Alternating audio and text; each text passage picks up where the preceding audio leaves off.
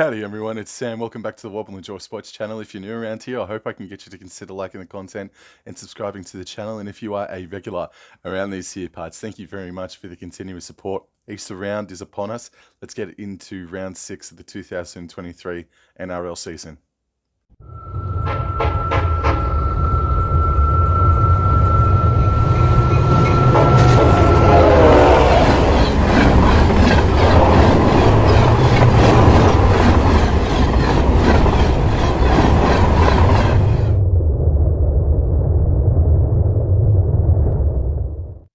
Easter round starts on Thursday night from Amy Park in Melbourne. The Storm host the Roosters, and on tab.com.au, the Roosters are $2.10 outsiders, whereas the home side are $1.74. That's a little bit surprising in my opinion. I thought the Roosters, I think they were actually even favourites about a week ago, but looking at the team list news just now, there's a massive out for the Roosters, but I still don't think they should be that far out. That's a pretty juicy odd on the eastern suburbs. So looking at the Melbourne Storm, their backline 1 through till 7 are unchanged. You look at the forward pack, Kamikamika, Welch start with Grant obviously in at hooker, Trent Loiero, Katoa and Josh King are the back row, and didn't King and Loiero have themselves a couple of performances last weekend. And then the Storm's interchange bench reads Garlick, McDonald, Eisenhuth and Tarek Sims. Shifting over to the Sydney Roosters now, Joey Manu was suspended last week. He's back in for Thursday night's clash, and he's going to slot straight into the fullback position that's been left vacated by James Tedesco, who is on an 11-day rest after suffering concussion. I think it was Category 1, but he will not be playing in this contest. Tupou, Suali'i, Hutchison, Paulo, Kiri, Walker make up the rest of the back line, with the forward pack looking unchanged after last weekend's pretty top shelf performance actually. Even they lost James Tedesco. The scoreline 28-20 doesn't reflect how dominant the Roosters actually were over the Parramatta Eels, in my opinion. And then the interchange for the Roosters reads Turpin, May, Corey Allen and Fletcher Baker. The Storm had their best performance of the season, in my opinion, last weekend in their 8-point victory over the South Sydney Rabbitohs, specifically detailed, orientated around defence. Their goal line defence was that of the championship era of the Melbourne Storm, absolutely. In the Sydney Roosters, they looked like they finally found that next gear, not top gear, but they found that other gear that could serve them, or will probably serve them very, very well for the rest of the season. But they won't be able to hit top gear this weekend because James Tedesco is obviously out. But every time Joey Manu was played at fullback for New Zealand, at the very least, he's absolutely carved teams up. Jared Waerea-Hargreaves as well, I want to shout out to. He is the glue that keeps the Roosters a premiership threat. He just is aging like fine wine, is Jared Waerea-Hargreaves. Against the South Sydney Rabbitohs, though, the Melbourne Storm, South Sydney have been a little inconsistent. That they're not themselves in the brightest of touches, but it's a really close contest. But I'll tell you what, the odds about the Roosters being at $2.10 over the Storm, I'm going to take it. It's an upset, but I think it's even money. But when you've got $2.10 about the Roosters against the Storm, who, yes, had their best performance last weekend, but overall have been a little bit average, I'm going to take the Sydney Roosters to beat the Melbourne Storm this weekend at $2.10. Good Friday afternoon returns for another year that pits the Bulldogs up against the South Sydney Rabbitohs again, and the Bulldogs are $3.35 outsiders on tab. The Rabbitohs are $1.33 outside favourites. Let's go into the team list news now, because there are some changes. The back line for the Bulldogs is unchanged. The forward pack, Max King, has been named remarkably, considering he looked like a mannequin that stepped out of the house of wax last weekend. Fair dinkum. You've also got the back row that features Waddell, Preston, and Harrison Edwards. I think I've seen that name before. I think he's made his first grade debut, but if he hasn't, congratulations to Harrison Edwards. He's going to be in the lock position. Raymond Fatala-Mariner is out of this game, and Kick Out is also still out with an 11-day stand down. And the interchange for the Bulldogs reads Reynolds, Curtis Morin, Jaden Tanner, and Jackson Torpenay. And Jackson Torpenay did some really good things last year, and I don't think we've seen him this season off the top of the dome. And I know that Bulldogs fans have been clamoring for him to feature this weekend, or this year, I should say. So he's finally got himself an opportunity, and I think that there's a lot of people that really like his inclusion. Shifting over now to the South Sydney Rabbitohs, and there is a change in the backline, and that is, Alex Johnston. He's out with HIA stand down rules as well. Therefore, Tane Milne comes back in, and if you remember what he did in the preliminary final last year, you know what he did. But Tane Milne is in there at jersey number 2. The forward pack. Oh, Tavita Totola is back in for South Sydney. That's a massive bonus. Thomas Burgess, Jacob Host, Cullen Matangi, and Cameron Murray and Damien Cook make up the forward pack. And the interchange reads Cartwright, Saluka Fafita, Davey Mawale, and Hame Sele. Tavita Totola is indeed a massive in, and the South Sydney Rabbitohs were flat last weekend against the Melbourne Storm after beating Manly in Golden Point extra time in a John Sattler Memorial game. So I think that was overlooked by myself and a lot of others as well. But look, if they're going to be a premiership threat, they need to bounce back against a side that finished well outside of the top 8 this last year.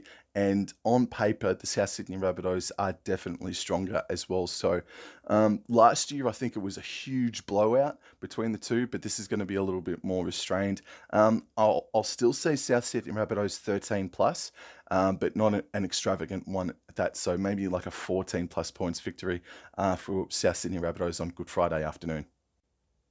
And the Good Friday night blockbuster is emanating from Townsville's Queensland Country Bank Stadium. The Cowboys versus the Dolphins for the first time ever. And the updated odds on this contest, $1.33 Cowboys, $3.35 about the Dolphins. I had a match preview with Random Stats Guy. The link to that stream is in the description box below, so I won't go into too much detail. I'll just touch on the team lists for both sides. So Scott Drinkwater is back in, Hala Friggin Lulia, and the rest of the back line is pretty much unchanged after that. The forward pack sees Dunn, Robson, and Cotter. Cotter returns as well after, I think it was a hamstring complaint, just a bit of a slight twinge in his hamstring. And the back row reads Cohen Hess, Griffin Neem, and Jason Taumalolo. Griffin Neem in the second row. Yeah, well, there you go. Jake Granville, Tom Chester, Talnua Brown, and Riley Price make up the interchange bench. I like that Tom Chester kept his spot. I said that to Random Stats Guy last night, and I'm glad that Tom Chester keeps his spot in the 17. He absolutely deserves it, and he can play in the second row, so I'll anticipate that Neem and Chester will be interchanging before each other. Then shifting over to the Redcliffe Dolphins, or the Dolphins, sorry. Cody Nikorima, as expected, has been named at 5'8", with Katoa shifting into the halfback position. The forward pack is unchanged after last weekend, but you've also got Tom Gilbert, Connolly Lemuelu, and then Hamiso Tabuai-Fidow, who's playing up against the Cowboys for the first time ever. And the interchange bench for the Dolphins reads Wallace, Nichols, Stone, and Kurt Donahue is in there in jersey number 17. Cowboys 13 plus. Super Saturday features 2 contests, and game number 1 emanates from Blue Bet Stadium at the foot of the Blue Mountains in Penrith. The Panthers host the Sea Eagles on tab. The Panthers are $1.32 favourites. Manly are $3.40 outsiders. This is a game that the Manly Sea Eagles need to be very careful of. They need to be up for this game because the Panthers, yes, the Raiders weren't very good at all last weekend. Penrith scored 50 odd points, and against the Seagulls, who are starting to leak points in season 2023 and fading in games. The Seagulls need to be switched on, otherwise this could be a thrashing just quietly. And the Panthers have had the wood on Manly big time over the past couple of seasons as well. I think even that the Panthers have the biggest victory over Manly at Brookvale. I think that's the stat or the piece of history that Panthers hold over the Manly Seagulls, and that came in 2020 or 2021, 2022 over the past 3 seasons. Let's go into the team list news now. And in at fullback is Dylan Edwards. Taruva and To'o are the wingers. And the rest of the back line is unchanged. The forward pack, there is a change because James Fisher-Harris has done his MCL, so he will be out for at least a fortnight. So the forward pack reads Leota, Kenny, Eisenhuth, Sorensen, Hosking, and Yo. The interchange bench reads Sonny Luke, who comes back from a stand-down mandatory HIA protocol. Lindsay Smith, Spencer Lenu, and Jamin Salmon. Lindsay Smith, man, congratulations to that bloke after his performance last weekend. He was huge for the Penrith Panthers in the forward pack. Shifting over to the Manly Seagulls, and big news there. Jason Saab returns from an ACL injury to slot straight back into the winger slot, and it's fortunate timing because Christian Tuipulotu has done himself a knee injury, so he was going to be out anyway. So that's some good timing for Saab to come back in, but you would imagine that he's got a few weeks until he knocks out all the rust and cobwebs, of course. And then the rest of the back line, you've still got Morgan Harper there. Josh Schuster returns after having a week off last weekend because of a calf complaint. Shifting into the forward pack now, Paseka, Travojevic, the rest of the forward pack is unchanged. And the interchange reads Weeks, Carl Lawton, Ethan Bullimore, and Sean Kepi. Kyle Weeks, man. Kyle Weeks is really starting to catch my eye, dude. Mainly Seagulls fans and Seagulls sort of adore us from afar would probably say, well, it's about time. But man, Kyle Weeks, bro, he's something, isn't he? I am going to tip the Penrith Panthers. I am going to tip them by 13 plus. I don't think Manly Seagulls will have the defense to keep them out, unfortunately. They're going to be on such a high as well after absolutely obliterating the Raiders last weekend. So Penrith Panthers 13 plus. And the main event on Super Saturday is from Suncorp Stadium. The Brisbane Broncos host the Canberra Raiders. The Broncos are $1.20 favourites. The Raiders are $4.50 outsiders. And with news dropping today that there are reports coming out of Canberra that the likes of Jordan Rapana, Jared Croker are going to get tapped on the shoulder towards the end of the season to say, you're not going to be here next year. It's a rebuild. It's a rebuild time for the Canberra Raiders, unfortunately, and I don't know what sort of superstar they're going to be able to pick up to bolster them up and have the fans excited about 2024 onwards. Meanwhile, the Brisbane Broncos, bro, you could argue that they have had a smoother trot than most clubs, but that only evens out because their end of season run is absolutely horrific. They are not going to play at Suncorp for about 6 weeks, come the end of June, early July, for about 5 or so weeks there. And they did have to travel to Penrith and then take on the Cowboys in the first 2 rounds of the season. But since then, I'd say that they've taken on opposition that they were expected to beat at the start of the season, and they've done it very well. And at the start of the season, you sort of thought Broncos and Raiders could be a close game, but I don't think so. But before we get into the tip, I'm going to go read out the team list news now. And we've got the back line is unchanged for the Broncos, but congratulations to Jesse Arthurs, who's re-signed till 2026. Well done, young man. He is bloody gold. Forward pack for the Brisbane Broncos is unchanged. The interchange reads Pakes, Palacia, Jensen, Antopa'u. And then shifting over to the Raiders, there are changes. So Sebastian Chris is in fullback. Jared Croker plays in the centre. So Harley Smith-Shields, I don't think he picked up an injury last weekend. I think Smith-Shields has been dropped. So Jared Croker, oh man, what does that mean? Jared Croker must be playing game 302 303. So he's only a handful of, 293, I should say. He's only about 7 or 6 games away from reaching game 300, I should say. Apologies for that, but nice to see that Jared Croker, even though it's been reported he's getting tapped on the shoulder at the end of the year, it's good to see that he's back in the Raiders outfit. That's really cool stuff. You've got Brad Schneider returning, and he did some really nice things last year. Well, for when Fogarty was out. So he fills into the 5/8 position. Jack White returns next week. Going into the forward pack now, Zach Wolford starts at hooker position. Besides that, the rest of the forward pack is unchanged. And the interchange bench reads Starling, Gula, Solo, and Hadawira. I don't know why Trey Mooney isn't in there. I honestly, I really was hoping that we'd see more of Trey Mooney, but it is sort of still early days in the 2023 season. Sorry, Raiders fans, Brisbane Broncos 13+.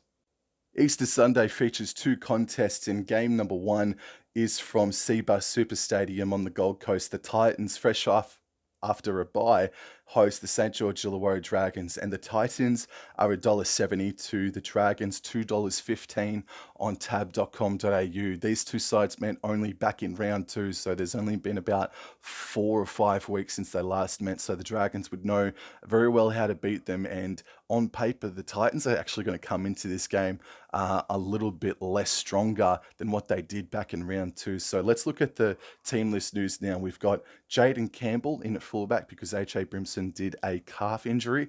The backline, Calm Pereira, Kelly, Shop, and Sami. Toby Sexton and Tanner Boyd are the halves pairing. Kieran Foran is out, I believe, with a hamstring injury or a calf injury.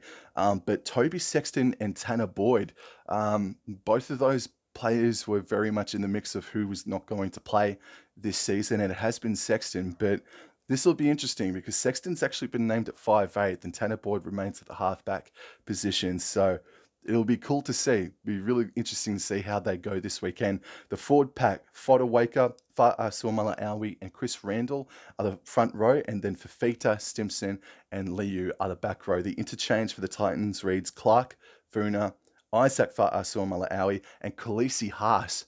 Is that his first grade debut? I think that might be his first grade debut this weekend. I'm not sure, but if it is, congratulations to him. Shifting over to the Dragons now, who put the Dolphins to the sword big time on Saturday. Very, very impressive performance and very much needed to relieve the pressure valve on Anthony Griffin. Tyrell Sloan is in at fullback. The rest of the back line is unchanged. Talatau Amon won't be running out with jersey 21 on his back. He's got jersey 6 on him this weekend.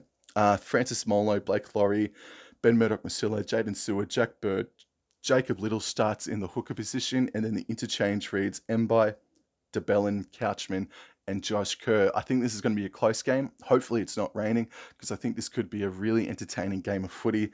This is really hard. This is actually a pretty difficult tip just because AJ Brimson, Kieran Foran, they're not playing.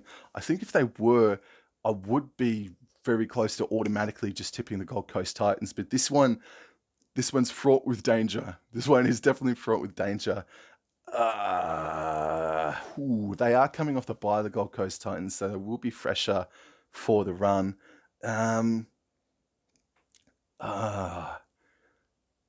really tough. I am starting to lean towards the St. George Illawarra Dragons, to be honest with you.